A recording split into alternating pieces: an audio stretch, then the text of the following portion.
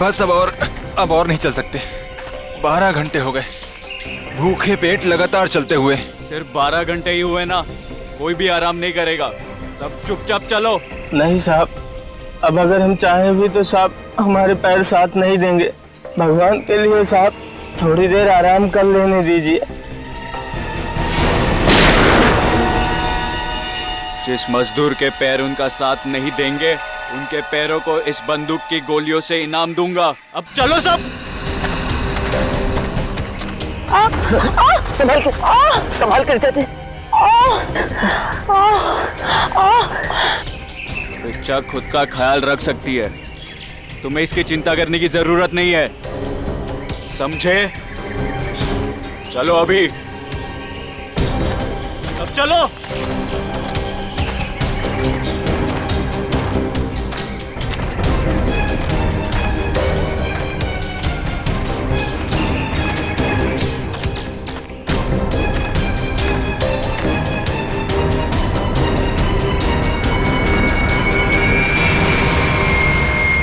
मिल गया।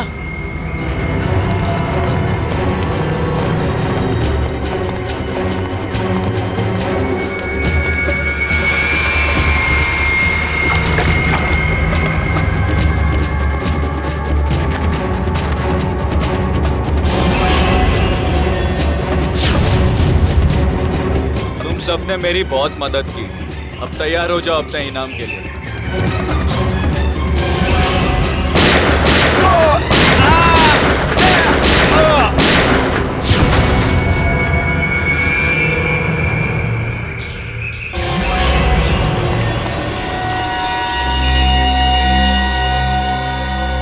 रणबीर, क्या किया तुमने ये?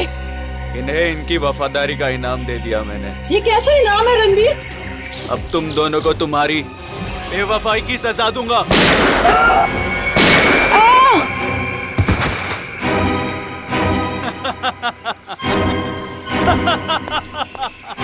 अब मैं अमर हो जाऊंगा।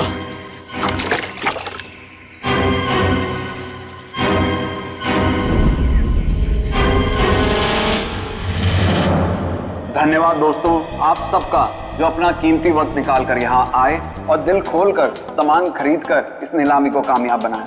अब बारी है उस नीलामी के आखिरी पड़ाव की, आखिरी खरीद की, जिसका आप सबको बहुत बेसब्री से इंतजार था। दोस्तों, सैकड़ों साल पहले स्पेनिश और पुर्तगाली लोग भारत आए थे मसालों का व्यापार करने के लिए।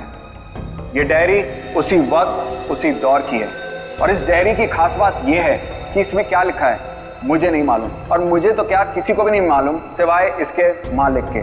ये डायरी स्पेनिश सेलर जॉनसन बैंगलर की थी, जिसे सैकड़ों साल पहले मिस्टर राघव ने नीलामी में खरीदा था, और आज उनके पोते मिस्टर सुनील इसको फिर नीलाम कर रहे हैं। मिस्टर सुनील, क्या आपको पता है इस डायरी में क्या लिखा है? जी नहीं। तो फिर ये ऐतिहासिक डायरी आप नीलाम क्यों करना चाहते हैं? इसे पढ़ क्यों नहीं लेते? मुझे कोई फर्क नहीं पड़ता कि डायरी में क्या लिखा है और क्या नहीं, मुझे बस पैसा चाहिए, सिर्फ और सिर्फ पैसा। तो नीलामी शुरू की जाए। नीलामी शुरू करते हैं 10 लाख रुपयों से। 20 लाख। 20 लाख। और कोई? 30 लाख। 30 लाख। वाह साहब, और आपसे ज्यादा कोई है? 30 लाख से ज्यादा? 40 लाख। 40 लाख। 50 लाख। अरे वाह, ये हुई असली कदरदानों वाली बात। कोई और है जो 50 लाख से ज्यादा की बोली लगाएगा? 50 लाख 1, 50 लाख 2, 1 करोड़। वाह साहब, इसे कहते हैं असली कदरदान, जो लाखों की चीज करोड़ों तक पहुंचा दे। 1 करोड़ 1, 1 करोड़ 2, अरे 1 करोड़ 3। 1 करोड़ का चेक मैंने पहले ही आपके ऑफिस में जमा कर दिया है। ये डायरी अगले 1 घंटे में मेरे घर पहुंच जानी चाहिए।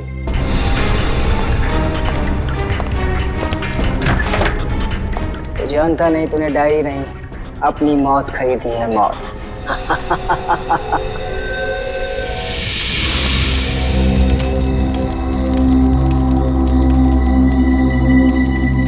ओह नो, मेरा पानी खत्म हो गया। गाइस, तुम लोग पास पानी है क्या?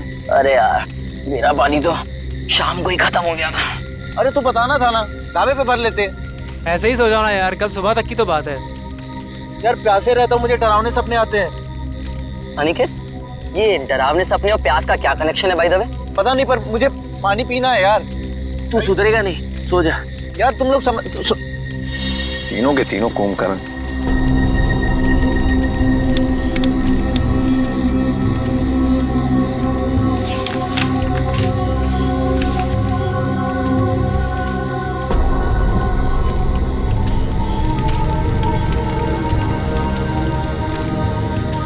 इस नक्शे के हिसाब से तालाब करीब आधे किलोमीटर दूर पे है। प्यास बुझानी है तो तालाब तक तो जाना ही पड़ेगा।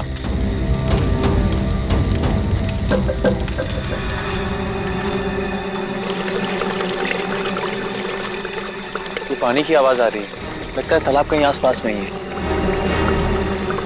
और ये नक्शा भी यही बता रहा है कि तालाब पास में है।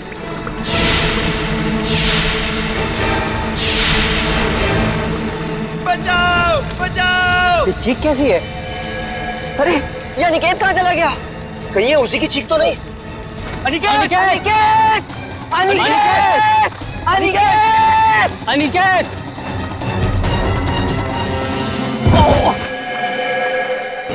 अनिकेत कहीं ये मर गया। क्या? कौन है? ये कौन मारा है? भागो भागो भागो भागो यार भागो।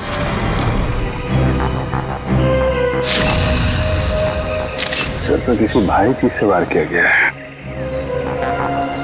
कैसे हुआ ये सब? सर कल रात अनिकेत बाहर आया पानी पीने, उसी दौरान किसी ने इसकी जान ले ली। और तो और सर हमारे साथ भी हाथापाई हुई। कितने लोग थे? सर अंधेरा काफी था, अचानक हमला हुआ और ठीक से कुछ मालूम नहीं पड़ा सर। सर हमारा एक साथी पूरब भी अब कल रात से नहीं मिल रहा। कल रात वो हमसे बिछड़ गया और मुझे तो डर है कि कहीं अनिकेत की तरह उन लोगों ने पूरब को भी। घबराओ नहीं, हम लोग पूरा कुछ जल्दी ढूंढ लेंगे। चलो ढूंढो, देखो कुछ मिलता है क्या। सर जल्दी आइए। ठीक तो हो तुम? अरे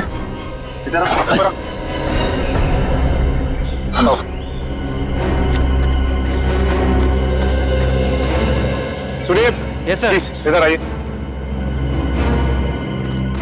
पूरब तू ठीक तो है ना? आप लोग ये बताइए कि किसी पे शक है आप लोगों को? सर शायद ये उस बाइक वाले का काम है। बाइक वाला? कौन कौन बाइक वाला? सर वही बाइक वाला जिसने कल शाम हम सबको धमकी दी थी। कल की बात याद है तुम लोगों को? ये सबसे ज्यादा पंगे करता है। ये कौन है? क्या बात है बॉस, कुछ चाहिए क्या? हाँ चाहिए, मुझे चाहिए कि तुम सब लोग सुरक्षित रहो। सुरक्षित? ये इलाका बहुत खतरनाक है, अपने अपने घर लौट जाओ, उसी में तुम सबकी भलाई है। वो हमें धमकी दे रहा है। धमकी समझो, विनती समझो या फिर चेतावनी, जो समझना है समझ लो।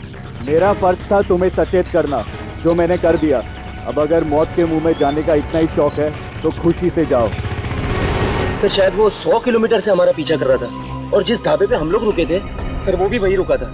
और उस आदमी का चेहरा नहीं याद है आप लोगों को? नहीं सर, उसने एक पल के लिए भी हमारे सामने हेलमेट नहीं उतारा। ढाबे में खाना खाते समय तो हेलमेट निकाला होगा ना? ढाबे वाले से पता करो, देखो शायद उसे कुछ याद हो। ठीक है, तुम साथ में।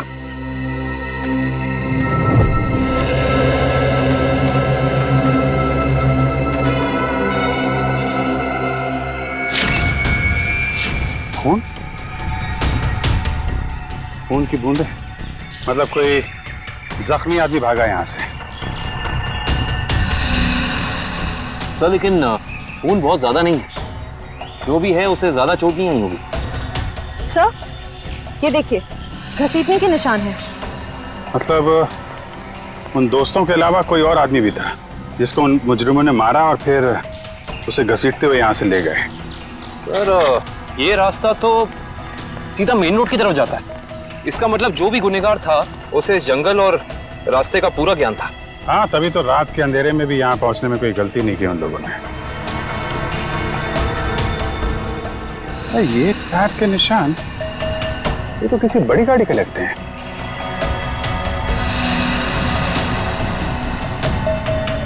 साढ़े 8 इंच। सर ये तो लेस्कॉट गाड़ी के टायर लगते हैं, क्योंकि इतने चौड़े टायर उसी गाड़ी में होते हैं।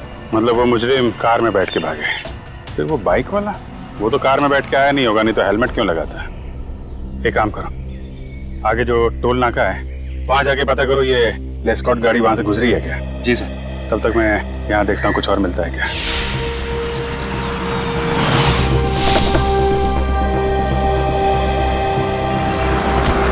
यही है वो ढाबा जहाँ मैं और मेरे दोस्त खाना खाने के लिए रुके थे। अरे आइए आइए सर जी, बैठिए। गर्मा गर्म दाल मखनी बनाई है, लगा दूं 5 प्लेट है मक्खन मार के। जी हम लोग खाने पीने नहीं आए, हम लोग सीआईडी से। सीआईडी से क्या हुआ साहब? आपको याद है कल मैं और मेरे कुछ दोस्त आपके ढाबे पे खाना खाने के लिए रुके थे? हाँ हाँ, हल्का हल्का याद तो आ रहा है, पर आपको इतनी चोट कैसे लगी?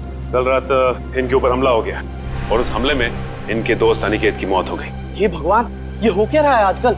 समाज में दिन ब दिन जुर्म बढ़ता ही जा रहा है। हाँ वो तो है, लेकिन हमें शक है कि इस जुर्म में एक बाइक वाला शामिल है जो कल यहाँ पे आया था। बाइक वाला? जी हाँ, उसने एक ब्लैक बाइकर सूट और ब्लैक हेलमेट पहना था और मुझे अच्छे से याद है उसके पास नलोंजन मॉडल की बाइक भी थी। एक बाइक वाला आया तो था। अच्छा, उस बाइक वाले के बारे में कुछ याद है आपको? कैसा दिखता था वो? साहब इतना तो याद नहीं, लेकिन शायद रामू को पता होगा। रामू जरा इधर आना, जरा बताना साहब लोगों को उस बाइक वाले के बारे में। जब उसने हेलमेट उतारा था तो मैंने एक ही झलक देखा था सेठ जी। बहुत अजीब आदमी था, अजीब तरीके से बर्ताव कर रहा था। देखो तुमने उसकी एक झलक देखी ना, तुम्हें जो कुछ भी याद है हमारे लिए उसका स्केच बनवाओ। हाँ इशिता, ठीक है, कोशिश जारी रखना। क्या हुआ श्रेया? सर, सारांश का अभी तक पता नहीं चल पा रहा।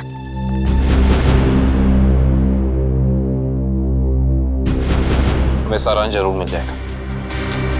अगर वो गाड़ी इस रास्ते से गई है तो इस टोल नाके से जरूर गुजरी होगी। सही कह रहे हैं।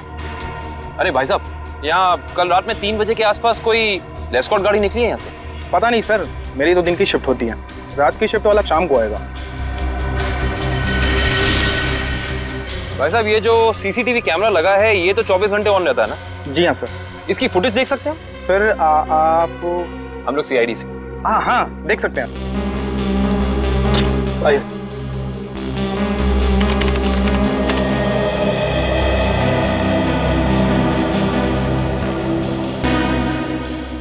ये देखिए, लेस्कॉट गाड़ी रात के 2:55 को यहाँ से गुजरी है।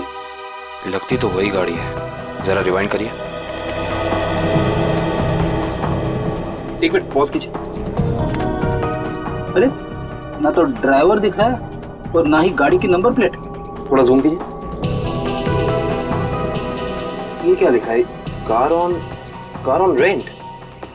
Car on rent? सर, ध्वनि नगर में कार ऑन रेंट नाम की कंपनी है। कहीं ये गाड़ी वहीं से किराए पे तो नहीं ली गई थी? सर, ये रहा स्केच। बन गया स्केच? यही वो आदमी? हाँ साहब, ऐसा ही कुछ दिखता था वो। ठीक है, आसपास की दुकानों से पता करते हैं, किसी ना किसी ने तो जरूर देखा होगा उसे। भाई साहब, इस स्केच को ध्यान से देखो। इस आदमी को पहचानते हो? नहीं देखा इसको इससे पहले। साहब, बुरा ना मानो तो ये फोटो मैं देख सकता हूँ? अरे काका, इसमें बुरा मानने की क्या बात है? देखिए।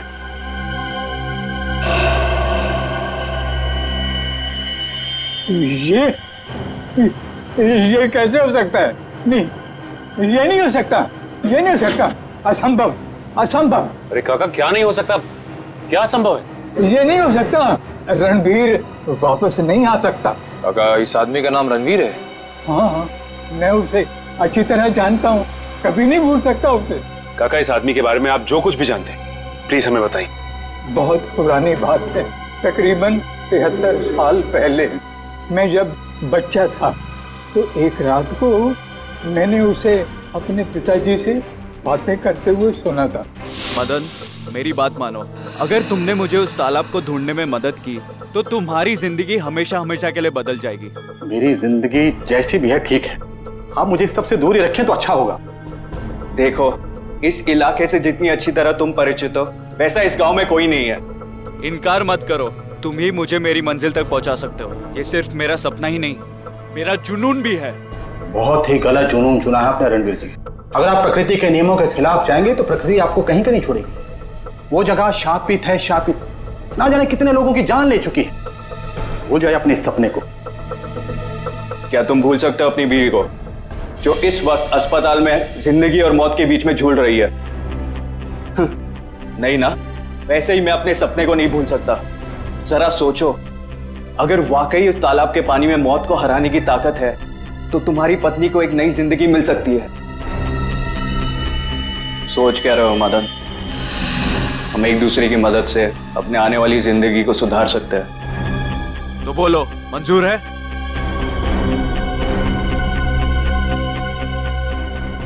ये कैसे हो सकता है काका? आपके कहने के मुताबिक आज से 73 साल पहले यानी कि 1941 में ये आदमी जैसा दिखता था आज भी वैसा ही दिखता है। हाँ, तभी तो मैंने कहा था असंभव, ये अजूबा कैसे हो सकता है। और इसी की वजह से तो मैंने अपने पिताजी को खोया था। इसकी वजह से आपने अपने पिता को खोया? हाँ, ये मेरे पिताजी को बहकाकर एक तालाब पे लेकर गए थे। बोले उस तालाब का पानी पीने से आदमी हमेशा के लिए अमर हो जाता है और उसकी उम्र आगे बढ़ने से रुक जाती है।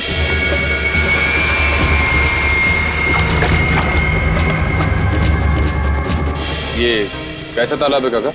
मेरे पिताजी तो वापस नहीं आए, शायद उसे वो चमत्कारी तालाब मिल गया होगा और उसी की वजह से आज तक 73 साल पहले जैसा अभी तक वैसे का वैसा ही दिखाई दे रहा है। काका ये कैसी बातें कर रहे हैं आप? ये सारी बातें किस्से कहानियों में होती हैं, असल जिंदगी में इनका कोई लेना देना नहीं, समझे? बिना आग के कभी धुआं नहीं उठता बेटा। तुम भले ही ना मानो, लेकिन उस तालाब के पानी में कोई शक्ति है जो मौत को भी पराजित कर सकती है। सर पूरा जंगल छान मारा लेकिन कोई सुराग नहीं मिला।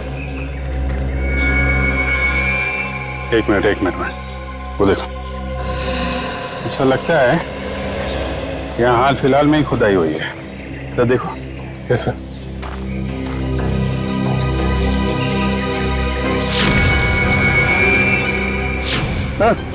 यहाँ पे कुछ है सर।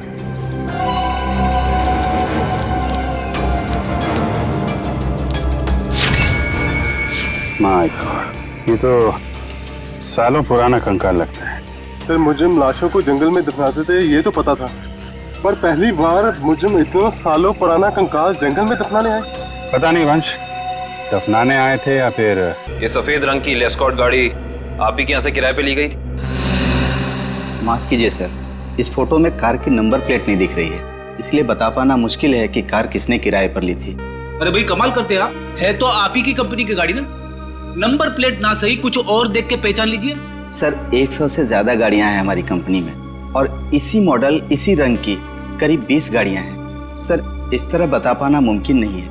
तो आप एक काम कीजिए, आप हमें ये बताइए कि ऐसी सफेद रंग की लेस्कॉट गाड़ी कितने लोगों ने पिछले एक हफ्ते में किराए पे ली है यहाँ से?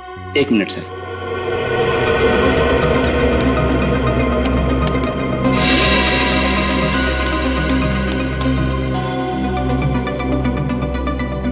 सर कुल मिलाकर 7 लोग हैं जिन्होंने पिछले हफ्ते सफेद रंग की लेस्कॉट कार किराए पर ली थी।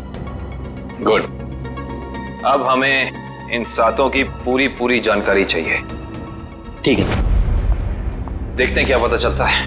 5 लोगों से पूछताछ कर चुके, बच्चे 2, इन्हीं में से कोई एक है जो इस केस की अगली कड़ी साबित होगा। हाँ लेकिन फ्रेडी जी, ये पता करने के लिए भी रिसेप्शन पे कोई होना चाहिए, यहाँ तो कोई है ही नहीं। हाँ यहाँ तो कोई दिख ही नहीं रहा है। जी नमस्ते, कहिए। हम लोग सीआईडी से। एक्चुअली अमर नाम के एक इंसान की तलाश में हैं हम। बात यह है कि उसने सफ़ेद रंग की एक लेस्कॉट गाड़ी को हायर किया और अपने एड्रेस की जगह उसने आपके इस होटल का एड्रेस दिया, इसीलिए हम। जस्ट मिनट, मिस्टर अमर वो तो कल ही चेकआउट कर गए। अच्छा, आपने अपने रिकॉर्ड्स के लिए उसका कोई आईडी प्रूफ तो लिया होगा ना, लाइसेंस, पैन कार्ड वगैरह, दिखाइए जरा। मैडम लिया तो था, लेकिन आज ही सुबह हमारे कंप्यूटर का हार्ड ड्राइव क्रैश हो गया और उसी के साथ सारा डेटा चला गया, माफ कीजिएगा। अच्छा, ये अमर दिखता कैसा था, उसका हुलिया कैसा था? आप कमरा नंबर 701 वाले अमर सर की बात कर रहे हैं ना? हाँ राजू, उसी के बारे में बताइए इन लोगों को। क्या था उसका हुलिया? कद यही कोई 5.5 फुट लंबा और हाँ छोटे छोटे बाल और आंखों का रंग काला था। कद 5.5 फीट, छोटे बाल। इसका मतलब सीसीटीवी फुटेज में जो हमें इंसान दिखा था वो अमर नहीं हो सकता, क्योंकि वो लंबा था और उसके बाल भी छोटे नहीं थे। अच्छा, ये अमर से कोई मिलने आया था उसके कमरे में यहाँ पे? हाँ साहब, 2 लोग मिलने आए थे, उनमें से एक का नाम संजय था और दूसरे का कुछ और। और कल साहब उन लोगों ने दारू पीकर काफी झगड़ा भी किया था। झगड़ा? तुम्हें पता है किस बारे में ये झगड़ा हुआ था? ये तो मैं नहीं बता सकता साहब, लोग अक्सर दारू पीकर बहक जाते हैं। कोई ऐसी बात जो तुम्हें याद हो जो वो लोग कर रहे थे, कुछ याद है? हाँ साहब, कुछ अजीब अजीब चीजों के नाम ले रहे थे, जैसे फावड़ा, कुल्हाड़ी, कुदाल। मतलब ऐसा सामान जो जमीन की खुदाई में काम आता है। चलो, इससे ये तो पता चल गया कि जंगल में वो जमीन खोदी किसने थी। जिस तरीके के औजारों की बात वो वेटर कर रहा था, उससे तो यही लगता है कि ये संजय एक आर्कियोलॉजिस्ट है। संजय आर्कियोलॉजिस्ट जो अमर के साथ वहां गड़े हुए मुर्दे उखाड़ने गया था। जरूर कुछ न कुछ खास बात है उस पुरानी लाश में, वरना कोई इतने सालों बाद सोते हुए मुर्दे को क्यों जगाएगा। और शायद अनिकेत ने उन्हें ये खुदाई करते देख लिया, जिसकी कीमत उसे अपनी जान देके चुकानी पड़ी। लेकिन उस बाइक वाले का क्या, जिसे उस बुढ़े आदमी ने पहचान लिया था? उसके मुताबिक तो वो तालाब का पानी पी के हमेशा हमेशा के लिए अमर हो गया। फ्रेडी, इस दुनिया में कोई आदमी अमर नहीं होता। जरूर उस बुढ़े आदमी का कुछ ना कुछ हाथ है इस अपराध में। सर, इस बाइक वाले के बारे में बड़ी अजीब बात पता चली है। क्यों? ऐसी क्या अजीब बात है? ये देखिए सर, इस अखबार की तारीख 13 जून 1941, यानी कि आजादी से भी पहले। आश्चर्य सर, ये आदमी उस वक्त से वांटेड है। इसने उस वक्त भी कुछ लोगों के खून किए थे। बहू, वही आदमी? ये कैसे हो सकता है? अभिजीत, अगर ये मान के चले कि 1941 में इस आदमी की उम्र 20 साल रही होगी, तो उस हिसाब से तकरीबन आज इसकी उम्र 90 साल से ज्यादा हो। 90 साल का कोई आदमी इतना जवान कैसे दिख सकता है? हाँ पंकज, ओके ठीक है सर। संजय के घर का पता चल गया, खातीपुरा में रहता है वो। खातीपुरा?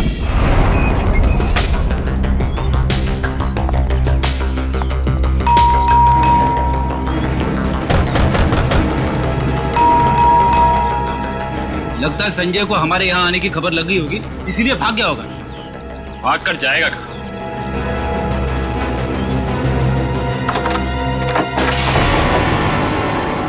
अच्छी तरह से तलाशी लो इस घर की, कुछ ना कुछ तो जरूर मिलेगा।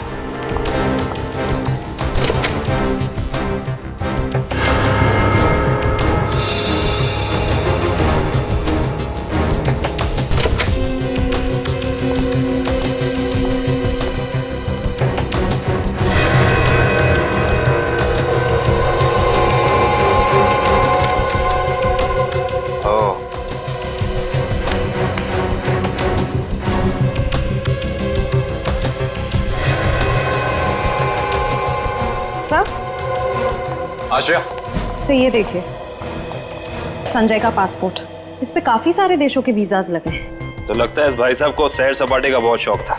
ये देखो श्रेया, इसकी चेकबुक की डिटेल से साफ साफ पता चल रहा है कि इस इंसान ने करोड़ों रुपए खर्च किए हैं म्यूजियम्स और नीलामियों से सामान खरीदने में। देखो, इसका मतलब संजय बहुत अमीर है और आर्ट में काफी दिलचस्पी रखता है। अब इसे ये दिलचस्पी आर्ट में है या किसी खास चीज में, ये तो वक्त ही बताएगा। लेकिन एक बात तो तय है, ये संजय किसी की तलाश में है, कोई ऐसी चीज जो इसे दुनिया के कोने कोने में ले जा रही है, हर म्यूजियम, हर बड़ी नीलामी तक। सर, हाँ, अलमारी में से ये डायरी मिली है, छुपा के रखी हुई थी। दिखने में तो ये कोई ऐतिहासिक डायरी लगती है। कुछ तो खास बात है इस डायरी में, काफी नायाब और अलग किस्म की डायरी है ये। सर, शायद संजय ने इस डायरी को किसी नीलामी में खरीदा होगा। अभी पता चल जाएगा। जरा हाथ लगाइए। ओह, तो ये उसी स्पेनिश शिप के कैप्टन की डायरी है जो अपनी हर यात्रा के बारे में अपनी डायरी में लिखा करता था। ये वही डायरी है। इसका मतलब इस डायरी में उस रहस्यमय तालाब के बारे में भी जरूर लिखा होगा। सर, इसका मतलब संजय भी उस रहस्यमय तालाब को ढूंढ रहा था, इसलिए उसने ये सारा सामान खरीदा। हो सकता है श्रेया, लेकिन अगर ये वही डायरी है तो उस रहस्यमय तालाब का नक्शा, कोई मैप, कोई जरिया जरूर होना चाहिए इसमें।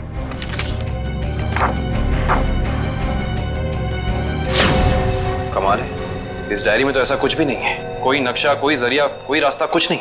लेकिन इससे एक बात तो तय हो गई कि इस रहस्यमय तालाब को ढूंढने में दोनों अमर और संजय साथ मिलकर काम कर रहे थे। इसका मतलब हमें इस कमरे में कुछ ना कुछ जरूर मिलेगा। छानबीन करो।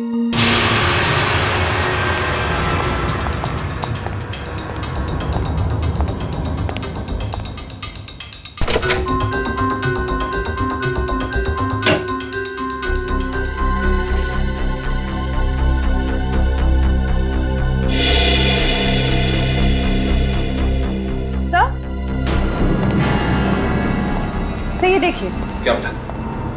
संजय ने अपने सारे पुराने सामानों की कार्बन डेटिंग करवाई किसी डॉक्टर वीरेन से। Carbon dating? इसका मतलब तो साफ है कि संजय अपने हर सामान के बारे में पता करना चाहता था कि वो असल में कितना पुराना है। ओ तो ये है डॉक्टर वीरेन, और इस फोटो से तो साफ साफ पता चलता है कि ये कॉलेज में संजय का प्रोफेसर था। ओह, तो फिर इस वीरेन का भी हाथ हो सकता है अमर के साथ साथ संजय की मदद करने में। डॉक्टर वीरेन। सिंबल्स को देख के लगता है कि ये हमें उस चमत्कारी तालाब का रास्ता बता रहे हैं। न जाने कितने साल पहले बनाए गए होंगे ये निशान, तालाब की तलाश में। और इन निशानों के अंदर ही वो चाबी छुपी है जिससे हम इस केस का ताला खोल सकते हैं। अरे सर, ये तो एक टापू बन गया। और इसके बीचों बीच में है ये तालाब। मगर सर, ये टापू है कहाँ पे और हम यहाँ तक पहुंचेंगे कैसे? इसका पता चल जाएगा निखिल, अगर हम इन निशानों की भाषा समझ पाए, उनको अक्षरों में बदलेंगे तो पता चलेगा। सर, इस तरह के निशान मैंने पजल्स की किताबों में देखे हैं। अब पजल के साथ हायरोग्लाइफिक अल्फाबेट बुक भी आती है ना? हाँ सर। वंश, जल्दी से जाके वो किताब लेके आओ। Okay sir.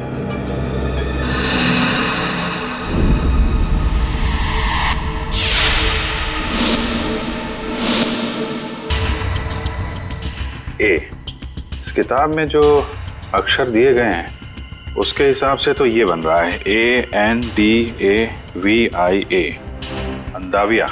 अंदाविया? चलो जरा इंटरनेट पे चेक करो, अंदाविया टापू जैसी कोई जगह है क्या? सर ये देखिए, ये अंदाविया नाम का टापू भारत के दक्षिणी दिशा में यानी कि इंडियन ओशन में।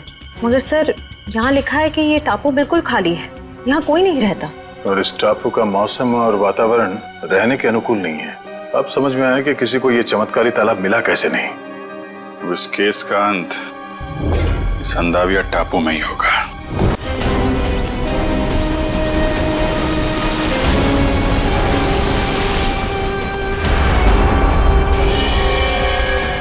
वहां पे देखो, वहां पे कुछ है। सर, लगता है किसी ने आग जला के कैंप फायर किया है।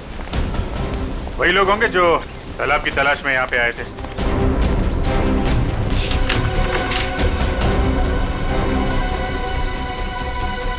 इस मैप के हिसाब से तो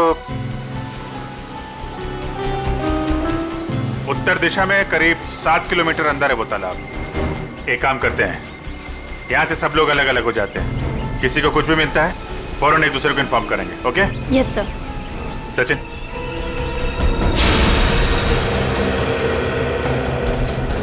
ये देखिए सर, जगह जगह पेड़ों पे कुल्हाड़ी के निशान। जो लोग तालाब की तलाश में इधर गए होंगे ना, उन लोगों ने लगाया होगा रास्ता पहचानने के लिए। ओह माय गॉड, कंकाल।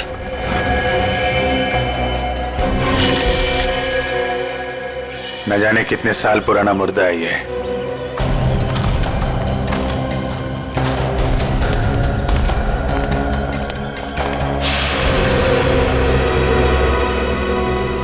धुआं अभी भी निकल रहा है। आग जले शायद ज्यादा देर नहीं हुई अभी। एक और कंकाल सर।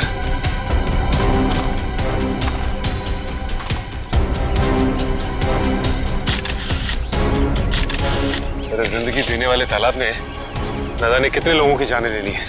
जिंदगी तालाब नहीं ले रहा है सचिन, कोई इंसान ले रहा है जिसका कोई ना कोई राज जुड़ा है उस तालाब के साथ। और न जाने कितने कंकाल देखने को मिलेंगे।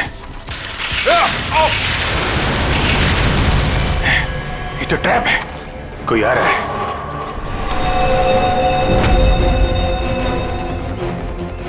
ये तो रणबीर है। रणबीर?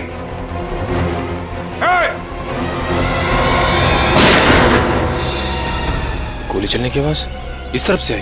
कहीं उनको कुछ हो तो नहीं है? चलो।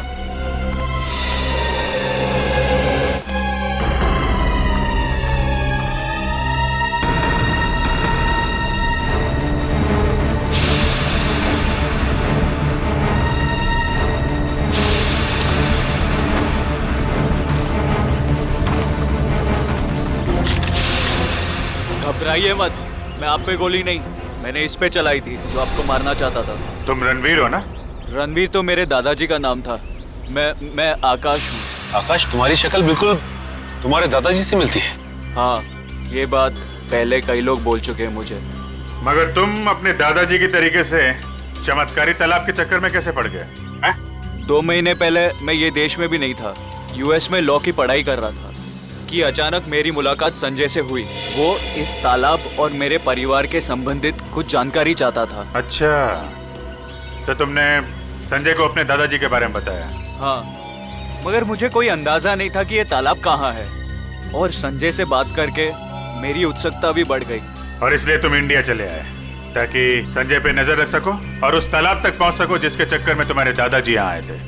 हाँ, और इस राज तक भी पहुंच सकूं कि मेरे दादाजी उस तालाब के तलाश से वापस लौटे क्यों नहीं। अच्छा, क्या संजय को वाकई लगता था कि उस तालाब में कोई चमत्कारी शक्ति? नहीं, वो चमत्कारी शक्ति के पीछे नहीं था सर, वो खजाने के पीछे था जो अंग्रेजों के जमाने से वहाँ पे दबा पड़ा है। किस खजाने की बात कर रहे थे? सालों पहले स्पेन देश से एक ट्रेजर शिप आई थी इस टापू पर तालाब की तलाश में। अच्छा, उस शिप के कप्तान की डायरी संजय के घर से मिली थी ना? हाँ, उसी डायरी से उसे खजाने के बारे में पता चला और कुछ महीनों बाद वो शिप समुंदर में डूब गई। मगर शिप में जो खजाना था वो गोताखोरों को नीचे नहीं मिला। मतलब उस शिप के किसी आदमी ने शिप डूबने से पहले उस खजाने को यहीं इस टापू में कहीं छुपा दिया है। हाँ, और संजय को उस खजाने की तलाश थी, ना कि किसी चमत्कारी पानी की। सर आप लोग ठीक तो है ना? हाँ, हम लोग ठीक हैं। गोली की आवाज सुन के लगा कि कुछ खतरा है यहाँ पे। खतरा अभी टला नहीं है निखिल। कुछ लोग हैं यहाँ जो खजाने की तलाश में मरने मारने पे उतारू हो गए हैं। सर, तालाब तो मिल गया लेकिन ये तो सूखा हुआ है। लोगों को अमर बनाने वाला तालाब आज वही सूख गया है।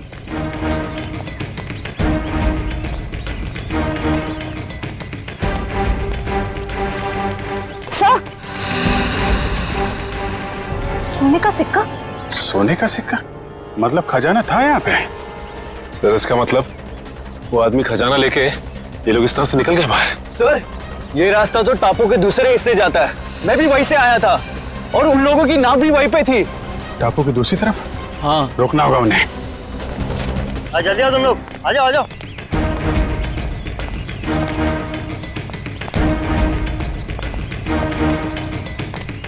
बस बस बस, खजाना यहीं रख दो, बाकी की जिम्मेदारी सीआईडी की है।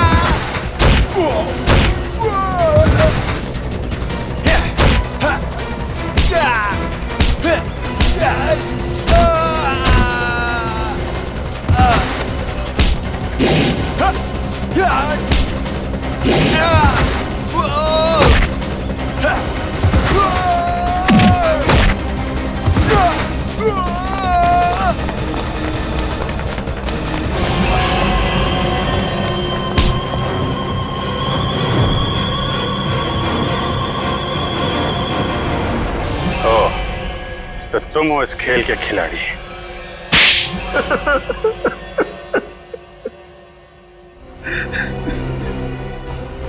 हाँ, मैंने ही मारा है अमर को, संजय को और अली गई तो भी। मगर तुम्हें संजय और अमर के प्लान के बारे में पता कैसे चला? उस दिन जब होटल के बाहर में वो लोग बात कर रहे थे, मैंने उन दोनों की सारी बातें सुन ली थी। हम बहुत जल्द खजाने तक पहुंचने वाले हैं, फिर हम बेशुमार दौलत के मालिक हो जाएंगे।